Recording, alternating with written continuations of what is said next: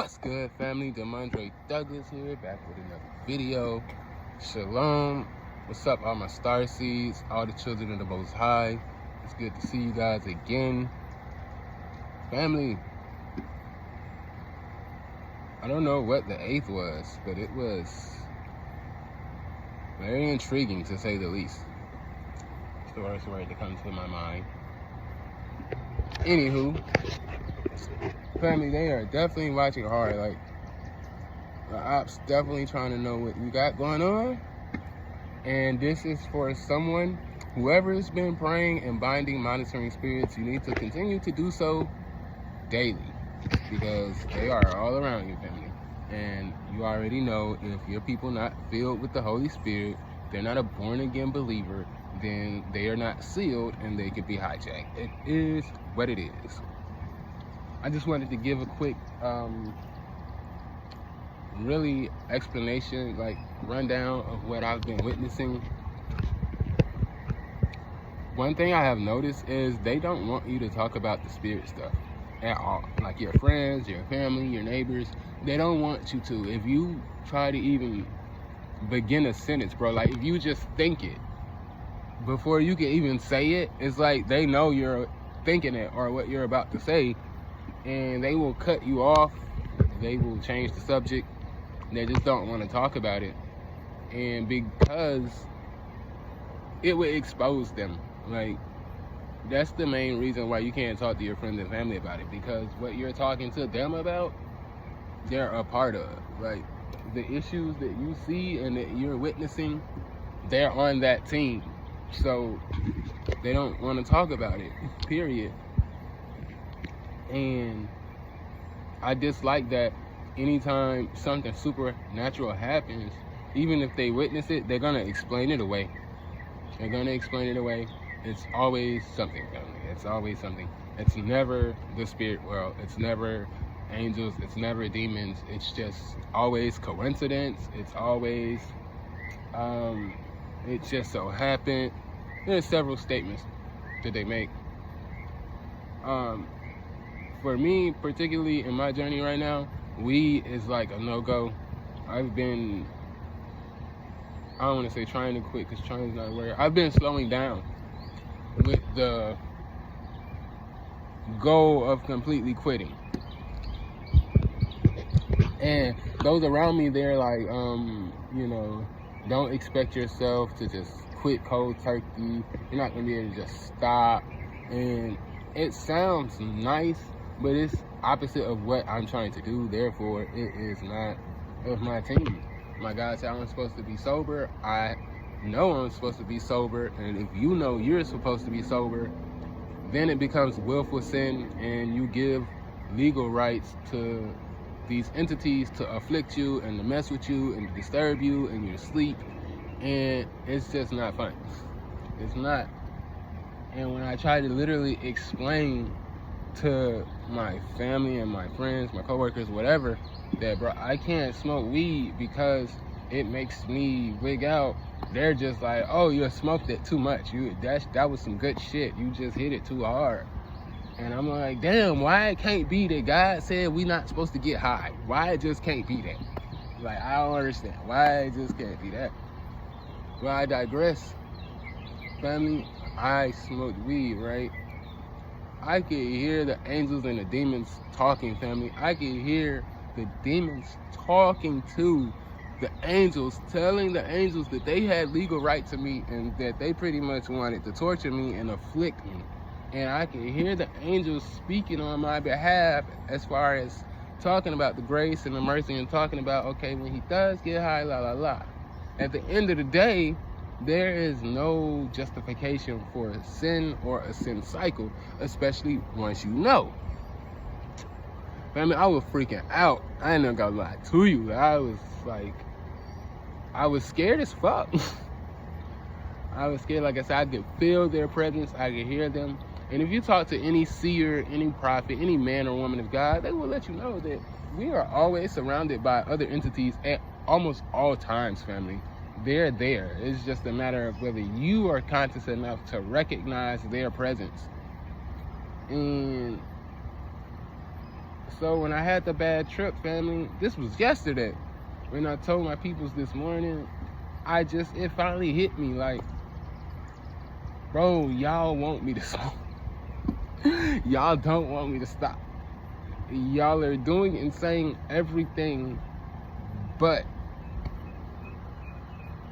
I just want you to smoke because I get blessed from my devil, my God, whoever they worshiping. When you bring a man or a woman of God to sin, that vessel that caused you to sin, they get rewarded from the kingdom of darkness. And sometimes, family, their reward is simply that they will have peace and they won't be tortured by their own demons. Literally. So, if you're walking in faith and you want to know why, people around you will encourage you to sin. They will pay for you to sin. They will pay for you to go to the casino and gamble. They will pay for you weed. They will pay for you cigarettes. They will pay for you alcohol, family. But if you needed a bus pass to get to work, you don't have to get that on your own. And this is what it is, family. I'm just really recollecting who I am and who my God is and who my Father is. Oh, wow. But, family, if you're a man or woman, a guy, you have to stay sober. I know a lot of us, we were bad people. We were not good people. God saved us because we are going to be a shining example. We are His glory. And it'd be one thing for God to save or raise someone up who was perfect or who had a 2-parent household, didn't have to deal with drugs, alcohol, addiction, didn't have to deal with incarceration. The world would look at them and be like, oh, it's easy for you to do that because you grew up with a silver spoon in your mouth. However, for the rest of us, we are like, the Pauls, the Sauls, some of us were prostitutes, some of us were thieves, some of us were murderers, some of us, we all have sinned and fell short of the glory of God. So for Him to then raise us up is a testament to His power and His glory. However, it's not like your old life just like immediately fades away. There are still tendencies, there are still things, there are still things and behaviors that I have that were self-defense mechanisms for the narcissists that were surrounding me. And I literally have to train myself, and I literally have to remember that I don't have to do that anymore because I'm not surrounded by these people anymore. It irks me, family. It irks me. Because everything starts in the spirit world. And so for anybody to completely ignore it, in my mind, you ignoring God. You don't want to know. Because you don't serve the Most High. That's why they don't want to talk about death. I don't know if you ever noticed, family. They don't want to talk about death. They don't want to talk about dying. Every child of God that I know, they don't care because they know I'm going to the Father when I leave. And so, because we know where we're going when we die, the conversation of death doesn't bother us. We know that, okay, at our time, boom. And if you wake up and you live every day like it's going to be your last day, 1, you're going to be uber successful, and 2, you won't ever think about it because you're living in the moment, consistently, continuously.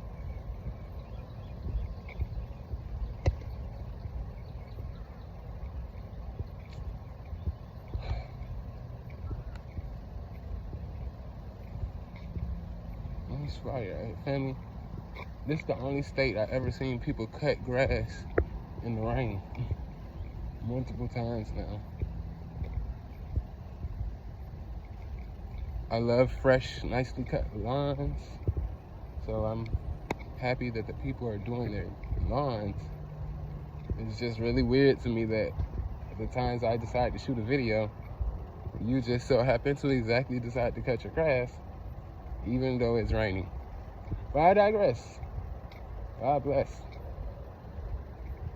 As long as you walking in the shadow of the Most High, they cannot afflict you. And that is one of the reasons why they're trying to get you to sin so damn hard, family. They need something on you. They need something, family. They need your lust. They need pornography. They need drugs. They need a reason to have a legal right to afflict you, family. You have all power, all authority over all serpents and scorpions and over all the power of the enemy. And they know that, and they don't like that. But I digress. A lot of reviews coming up. I've been really honestly just like had to do a whole reset after leaving a toxic situation. Family, I left my own home and I left my relatives in it. That's how bad it was. I said I will leave, and it's in my name. It was that bad, family. Like, I felt like I was losing my fucking mind. And what finally wrapped it up and sewed it up for me, family, is my mother. We were getting high, family, no lie. And my mom, like, transformed, family. Like, I don't know what the fuck happened. Excuse my language. It really, like, bro, my mom came to me and told me, she had actually came to me a few days prior and admitted to me that she had been putting witchcraft on me. And we were all like high, so honestly, on some real shit, I ain't paying no attention to it. I know that sounds wild, but I was just not in my right mind. I was like smoking weed, and I was listening to secular music, and I was just vibing. When she said it to me, I was just like, I don't know, I just dismissed it. But then, last Tuesday, it happened again. We're all vibing, we're listening to music, we're smoking, bro. My mom came to me, bro, and told me that I was her enemy and that she hated me and she been putting witchcraft on me for a long time. This came out her own mouth, family. Like, my jaw dropped. Like, my jaw dropped, family. Like, this is my mom. This is the woman that birthed me, family. And she brought up a few periods in my life where I was going through a rough patch. And she admitted to me that she was actively praying that I went through those things. I was blown, family. I left immediately. I left that night, family, because I knew, okay, this is not the first time you came to me and told me this. And this time you told me even more information. And I ain't gonna lie to you, I was scared, family. Like, I was scared. I don't know what else to say, family. Your mom telling you that she putting witchcraft on you and she praying on your demise and that you her enemy. I don't know what to do. Like, I have my mom living in my house. I have her boyfriend. I have my brother. And I'm feeling like y'all watching me. I'm feeling like y'all not on the same team as me. Y'all speaking to me every day, but it feel like y'all hate me. And at first, family, because they was with me 3 months, at first, I was like, I'm tripping. I was just like, I'm tripping. I'm being paranoid. This is the devil, like, trying to fuck with my mind to get me to ostracize my family and self-sabotage myself and my own relationships. No, family, follow your first mind. If you interact with anyone, family, and you get the feeling this person does not like you, family, you need to take heed to that. I'm not telling you not to do business with them. Whatever God has for you, he's going to accomplish, and he loves to make your enemies your footstool. I just want you to be aware, like, okay, you know, you're not my friend. This relationship is transactional. All relationships with narcissists are transactional. Okay, period. These folks do not love you. They don't love themselves, so they can't love you. Therefore, anything that they do for you is either a love bomb for something down the road, or, again, some type of even exchange. You just need to be aware of that as children of God, period.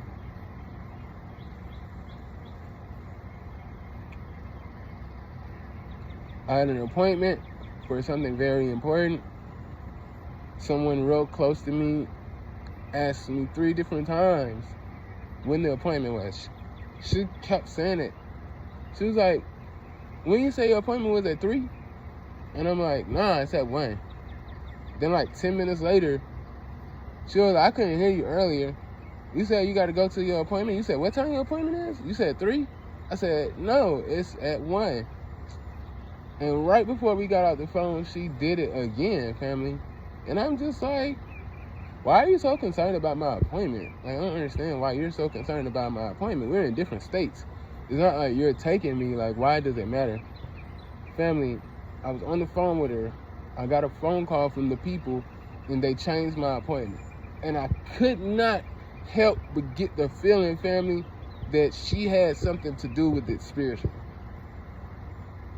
I didn't even call her back after the conversation because that's how sure I was that this woman had just changed what I was doing, what I had planned in my reality. I know God gonna work it out in my favor, therefore I am not dismayed. However, it's like if they're not filled with the Holy Spirit, you can't tell them your business. You can't even tell them simple stuff. You can't even tell them you're going to the store to get cigarettes. You can't tell them that you're going to get gas. You can't tell them what you're going to do, family, because they have monitoring spirits inside of them and around them, and those spirits are going to notify your ops in whatever area, district, or territory that you're going to. And therefore, when you get there, they're going to always have some type of plan formulated on how they can stop you. And all things work to the good for those who love Christ. However, God tells me all the time, don't make it harder than it has to be, because he loves to take the path of least resistance. It's not fair to your angels to have to battle through more enemies because we just couldn't keep our mouths shut. So these are, everything I'm speaking about is things that I'm working on. Working on weed, I'm working on lust, I'm working on keeping my mouth shut. And I know that these are good things for me to work on because these are some things that trigger those around me. And so that's how I know that, okay,